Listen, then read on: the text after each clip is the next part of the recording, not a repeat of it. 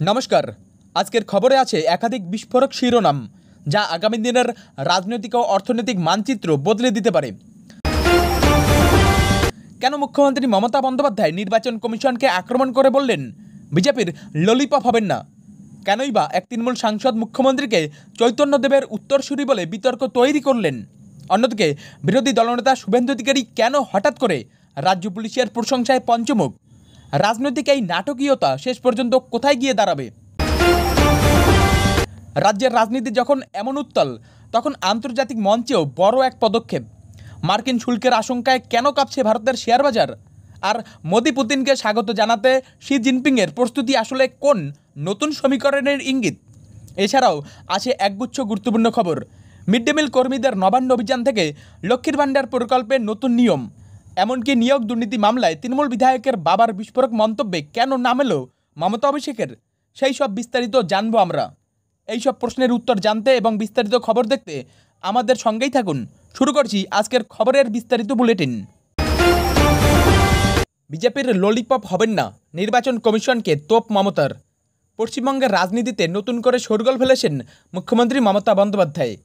পূর্ব বর্ধমানে এক সরকারি অনুষ্ঠানে বক্তব্য রাখার সময় তিনি সরাসরি নির্বাচন কমিশনকে আক্রমণ করে বলেছেন, ইলেকশন কমিশন, আপনাকে অনেক প্রণাম জানাই, অনেক সালাম জানাই। দয়া করে বিজেপির ললিপপ হবেন না, তাহলে দেশের মানুষ ক্ষমা করবে না। সম্প্রতি রাজ্যের 4 আধিকারিকের বিরুদ্ধে ভোটার তালিকায় কারচুপির অভিযোগ ওঠার পর থেকেই রাজ্য প্রশাসন ও নির্বাচন কমিশনের মধ্যে এক চাপা উত্তেজনা চলছিল।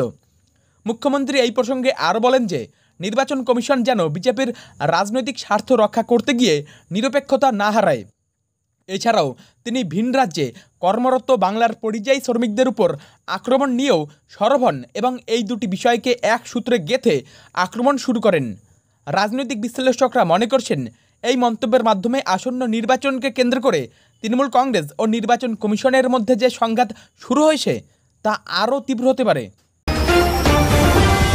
মমতা বন্দ্যোপাধ্যায় চৈতন্যদেবের উত্তরসূরি, বললেন তৃণমূল সাংসদ ঋতব্রত বন্দ্যোপাধ্যায়। পশ্চিমবঙ্গের রাজনীতিতে এবার নতুন এক বিতর্কের তৈরি করলেন তৃণমূল সাংসদ ঋতব্রত বন্দ্যোপাধ্যায়। সম্প্রতি এক ধর্মীয় অনুষ্ঠানে তিনি মুখ্যমন্ত্রী মমতা বন্দ্যোপাধ্যায়কে সরাসরি চৈতন্যদেবের উত্তরসূরি বলে মন্তব্য করেছেন। ঋতব্রত বন্দ্যোপাধ্যায় তার মন্তব্যের পেছনে যুক্তি দেখিয়ে বলেছেন যে যেভাবে চৈতন্যদেব জাতি, ধর্ম ও বর্ণের ঊর্ধ্বে উঠে গোটা দেশকে এক করেছিলেন, ঠিক সেই পথেই মমতা বন্দ্যোপাধ্যায় চলছেন। তবে এই মন্তব্যের পর রাজনৈতিক মহলে শুরু হয়েছে তীব্র সমালোচনা। বিজেপি এই মন্তব্যের তীব্র বিরোধিতা করেছে। বিজেপির রাজ্য সভাপতি শ্রমিক ভট্টাচার্য কটাক্ষ করে বলেছেন, এই ধরনের মন্তব্য অতীতে নির্মল মাঝি করেছিলেন, যিনি মমতা বন্দ্যোপাধ্যায়ের মধ্যে সারদা দেবীকে দেখেছিলেন, আর এখন ঋতব্রত বন্দ্যোপাধ্যায় তার মধ্যে চৈতন্যদেবকে দেখছেন। পাকিস্তানেরও একটা পাঞ্জাব আছে, বিজেপিকে কড়া বার্তা দিলেন মমতা বন্দ্যোপাধ্যায়। সাম্প্রতিক সময়ে বাঙালি অস্মিতা যখন রাজ্য রাজনীতির অন্যতম প্রধান ইস্যু, তখন এই বিষয়ে নতুন করে মন্তব্য করে শোরগোল ফেললেন মুখ্যমন্ত্রী মমতা বন্দ্যোপাধ্যায়। পূর্ব বর্ধমানের এক জনসভা থেকে তিনি সরাসরি বিজেপিকে আক্রমণ করে বলেছেন, পাকিস্তানেরও একটা পাঞ্জাব আসে, আমাকে সেটা বলবেন না। আমাদের পাশে বাংলাদেশ তো আমরা তৈরি করিনি, তোমাদের প্রপিতামহরা করেছে। মুখ্যমন্ত্রী বলেন যে যখন পাঞ্জাবের পাশে পাকিস্তান থাকলেও কোনো প্রশ্ন ওঠে না, তখন বাংলার পাশে বাংলাদেশ নিয়ে কেন এত কথা বলা হয়।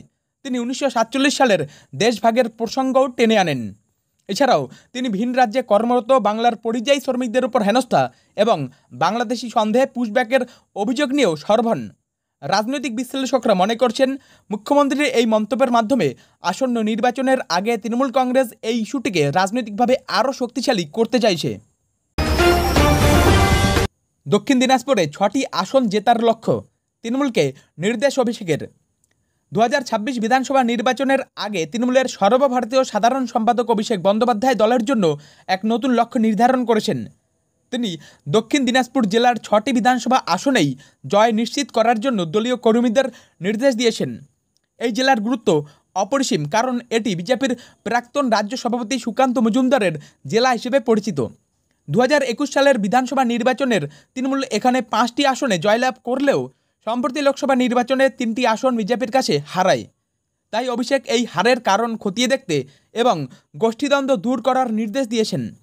এই লক্ষ্যকে তৃণমূল একটি মর্যাদার লড়াই হিসেবে দেখছে। দলের পক্ষ থেকে জানানো হয়েছে তাদের মূল উদ্দেশ্য শুধু 6টি আসনে জয়লাভ করা নয়, বরং লোকসভা নির্বাচনে হারানো আসনগুলো পুনরুদ্ধার করাও। যদিও বিজেপির পক্ষ থেকে এই লক্ষ্যকে কটাক্ষ করা হয়েছে, রাজনৈতিক বিশ্লেষকরা মনে করছেন অভিষেকের এই পদক্ষেপ আগামী দিনের রাজ্যের রাজনীতিতে এক নতুন মাত্রা যোগ করতে পারে। মমতা অভিষেককেও জানিয়েছিলাম, জীবনকৃষ্ণ সাহার বাবার বিস্ফোরক মন্তব্য। নিয়োগ দুর্নীতি মামলায় ধৃত তৃণমূল বিধায়ক জীবনকৃষ্ণ সাহাকে নিয়ে এবার বিস্ফোরক মন্তব্য করেছেন তার বাবা বিশ্বনাথ সাহা। তিনি সরাসরি অভিযোগ করেছেন যে তার ছেলে দুর্নীতি করে বিপুল সম্পত্তির মালিক হয়েছে এবং তার শ্যালকের নামেও অনেক সম্পত্তি কিনেছে। বিশ্বনাথ সাহা আরও বলেন, তিনি তার ছেলের বিরুদ্ধে আনা অভিযোগগুলো মুখ্যমন্ত্রী মমতা বন্দ্যোপাধ্যায় এবং তৃণমূলের সর্বভারতীয় সাধারণ সম্পাদক অভিষেক বন্দ্যোপাধ্যায়কেও জানিয়েছিলেন। তার দাবি, জীবনকৃষ্ণ সাহা তার ক্ষমতার অপব্যবহার করে চাকরি বিক্রি করেছেন। বিশ্বনাথ সাহা জানান, তার ছেলে তার বিরুদ্ধে মিথ্যা পুলিশি মামলাও করেছিলেন, যার কারণে তিনি নিজের বাড়িতে থাকতে পারেন না। এই মন্তব্য রাজ্যের রাজনৈতিক মহলে নতুন এক বিতর্কের সৃষ্টি করেছে। বেতন বৃদ্ধির দাবিতে নবান্ন অভিযান, পুলিশের সঙ্গে ধস্তাধস্তি মিড ডে মিল কর্মীদের। বেতন ও ভাতা বৃদ্ধির দাবিতে নবান্ন অভিযান করেছেন মিড ডে মিল কর্মীরা। শিয়ালদহ থেকে শুরু হওয়া তাদের এই মিছিলকে নিউ মার্কেট থানার কাছে 3 স্তরের ব্যারিকেড দিয়ে আটকে দেয় পুলিশ। এ সময় কর্মীদের সঙ্গে পুলিশের ব্যাপক ধস্তাধস্তি হয়। মিড ডে মিল কর্মীদের প্রধান দাবি ছিল তাদের মাসিক বেতন অন্তত 26,000 টাকা করা হোক। একই সঙ্গে তারা 12 মাসের ভাতা এবং পুজোর বোনাসেরও দাবি জানান। তারা অভিযোগ করে বলেন, যখন ক্লাবগুলোকে 1,10,000 টাকা করে অনুদান দেওয়া হয়, তখন তারা কঠোর পরিশ্রম করার পরেও নিজেদের সন্তানদের মুখে খাবার তুলে দিতে পারেন না। এই ন্যায্য দাবিকে পুলিশ দিয়ে দমিয়ে রাখা হচ্ছে বলেও তারা অভিযোগ করেন। গ্লোবাল সাউথ সংহতি, মোদি পুতিনকে স্বাগত জানাবেন শি জিনপিং। আন্তর্জাতিক কূটনীতিতে এক গুরুত্বপূর্ণ বার্তা দিতে চলেছে চীন। সাংহাই কোঅপারেশন অর্গানাইজেশন অর্থাৎ এসসিও সম্মেলনে চীনা প্রেসিডেন্ট শি জিনপিং, ভারতের প্রধানমন্ত্রী নরেন্দ্র মোদী এবং রাশিয়ার প্রেসিডেন্ট ভ্লাদিমির পুতিনকে স্বাগত জানাবেন। এই সম্মেলনকে গ্লোবাল সাউথের সংহতির এক শক্তিশালী প্রদর্শন হিসেবে দেখা হচ্ছে। আগামী 31শে আগস্ট এবং 1 সেপ্টেম্বর চীনের তিয়ানজিনে এই সম্মেলন অনুষ্ঠিত হবে। এতে মধ্য এশিয়া, মধ্যপ্রাচ্য, দক্ষিণ এশিয়া এবং দক্ষিণ পূর্ব এশিয়ার 20টিরও বেশি দেশের রাষ্ট্রনেতারা অংশ নেবেন। প্রধানমন্ত্রী মোদী 7 বছর পর চীনে যাচ্ছেন। বিশেষজ্ঞরা মনে করছেন, মার্কিন প্রেসিডেন্ট ডোনাল্ড ট্রাম্পের বিভিন্ন দেশের ওপর শুল্ক বাড়ানোর এবং রাশিয়া থেকে তেল না কেনার চাপ বাড়ানোর প্রেক্ষাপটে এই সম্মেলন বিশেষ তাৎপর্যপূর্ণ। এই শীর্ষ সম্মেলনে মোদী, পুতিন এবং শি জিনপিংয়ের মধ্যে একটি ত্রিপাক্ষিক বৈঠকেরও হতে পারে বলে আশা করা হচ্ছে। সিবিআই ইডি লাগবে না, রাজ্য পুলিশের প্রশংসায় শুভেন্দু অধিকারী। দীর্ঘদিন ধরে রাজ্য পুলিশের বিরুদ্ধে মুখ খোলার পর এবার সেই পুলিশেরই প্রশংসা করলেন বিরোধী দলনেতা শুভেন্দু অধিকারী। তিনি বলেন, রাজ্যে যদি বিজেপি ক্ষমতা আসে তবে চোরদের উচ্ছেদ করতে সিবিআই বা ইডির প্রয়োজন হবে না, বরং পশ্চিমবঙ্গের পেশাদার পুলিশ আধিকারিকদের দিয়েই তা সম্ভব।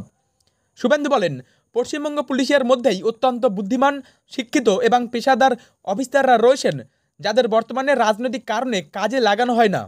তার দাবি, বিজেপি সরকার এলে পুলিশই প্রাতিষ্ঠানিক দুর্নীতি বন্ধ করবে। রাজনৈতিক মহলে এই মন্তব্য বেশ চাঞ্চল্য সৃষ্টি করেছে। এতদিন ধরে যিনি রাজ্য পুলিশের ভূমিকা নিয়ে প্রশ্ন তুলেছেন, তার মুখে এমন প্রশংসা শুনে অনেকে অবাক হয়েছেন। বিরোধী দলের পক্ষ থেকে এই মন্তব্যের কোনো স্পষ্ট প্রতিক্রিয়া এখনও পাওয়া যায়নি। লক্ষ্মীর ভাণ্ডার প্রকল্পের নতুন নিয়ম, ফর্ম জমা দিতে গেলে সশরীরে উপস্থিত থাকতে হবে। পশ্চিমবঙ্গ সরকারের জনপ্রিয় প্রকল্প লক্ষ্মীর ভাণ্ডারের নতুন নিয়ম চালু হয়েছে।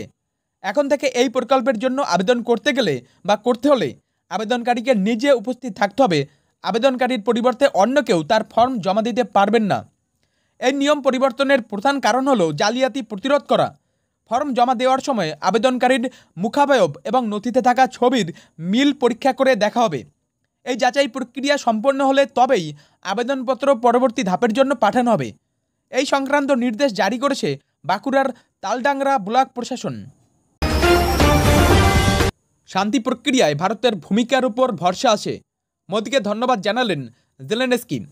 আন্তর্জাতিক মঞ্চে ভারতের কূটনৈতিক গুরুত্ব আবারও প্রমাণিত হলো। ইউক্রেনের প্রেসিডেন্ট ভ্লাদিমির জেলেনস্কি ভারতের প্রধানমন্ত্রী নরেন্দ্র মোদীকে ইউক্রেনের স্বাধীনতা দিবসে শুভেচ্ছা জানানোর জন্য ধন্যবাদ জানিয়েছেন। একটি সামাজিক যোগাযোগ মাধ্যম পোস্টে জেলেনস্কি বলেন যে শান্তি ও আলোচনার প্রতি ভারতের যে নিষ্ঠা, তার প্রশংসা করে ইউক্রেন। তিনি আরও বলেন, এই ভয়াবহ যুদ্ধের স্থায়ী শান্তির জন্য যখন পুরো বিশ্ব চেষ্টা করছে, তখন ইউক্রেন ভারতের অবদানের ওপর ভরসা করছে। সম্প্রতি মোদি এবং জেলেনস্কির মধ্যে কূটনৈতিক যোগাযোগ বেড়েছে। এই প্রেক্ষাপটে জেলেনস্কির এই মন্তব্য অত্যন্ত তাৎপর্যপূর্ণ বলে মনে করা হচ্ছে। মার্কিন শুল্কের আশঙ্কায় কাঁপছে বাজার, সেন্সেক্স 500 পয়েন্ট পড়ল। মার্কিন যুক্তরাষ্ট্রের শুল্ক বৃদ্ধির আশঙ্কায় ভারতীয় শেয়ার বাজারে মঙ্গলবার বড়সড় পতন দেখা গেছে।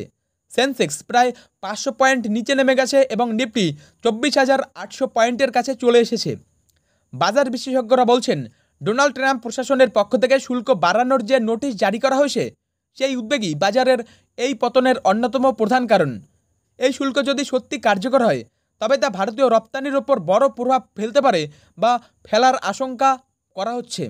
এর পাশাপাশি বিশ্ববাজারের মিশ্র প্রবণতা এবং বিনিয়োগকারীদের মুনাফা তুলে নেওয়ার প্রবণতাও এই পতনে ইন্ধন জুগিয়েছে। বর্তমানে বিনিয়োগকারীরা পরিস্থিতি পর্যবেক্ষণ করছেন এবং বাজার আগামী দিনে কোন দিকে মোড় নেয় তার দিকে সবার নজর থাকবে।